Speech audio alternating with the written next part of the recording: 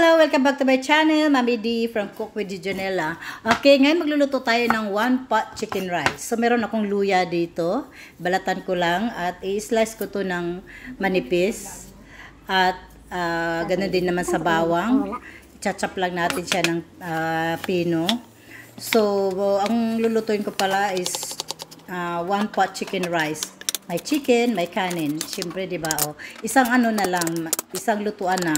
So, lulutuin ko pala ito sa kaldero. Normally, niluluto ko sa rice cooker. Pero pwede din sa kaldero. Yung para ka lang nagsaing ng biga, ng kanin.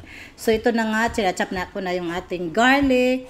At sa isang plato, meron akong chicken dito. Hugas na ito siya. At i-marinate ko lang ng oyster sauce, light sauce, sesame oil, paminta. At depende sa inyo kung gaano kadami yung yung oyster sauce nyo, yung seasoning nyo. Kasi depende kung gaano kadami yung chicken nyo. Kaya hindi ko masabing isang kutsara lang ilagay nyo. So, again, yung sa pagtimpla, nasa sa inyo po yun. Okay, so ito lang yung sa akin kasi konti lang. At may 2 baso ko ditong bigas. Sinugasan ko na, ipatulo na natin. So, dito may kaldero ako. Nilagyan natin ng olive oil.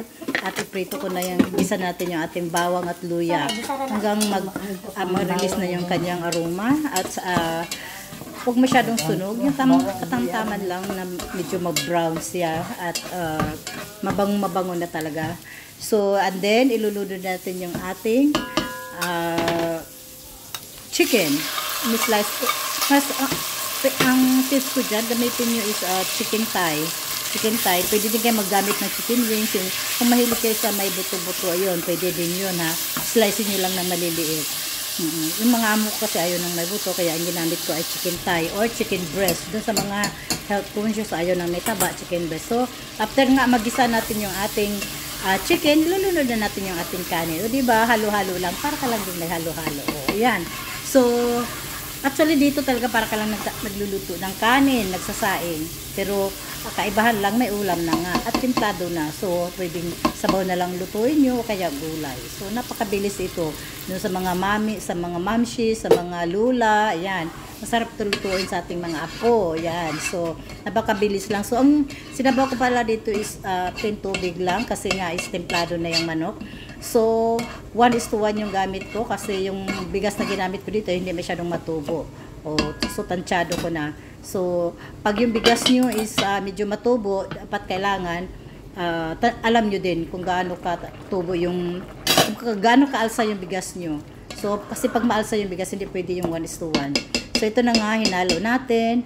So, tatakpan natin. So, pain-inin. Pag yun, medyo nag-dry na yung sabaw, yun yung time na pahinaan natin yung apoy. As you can see, nag-evaporate na yung sabaw niya, yung tubig. So, kailangan na natin takpan at pahinaan yung apoy. Yung nagsasaing tayo sa kaldero, di ba ganun?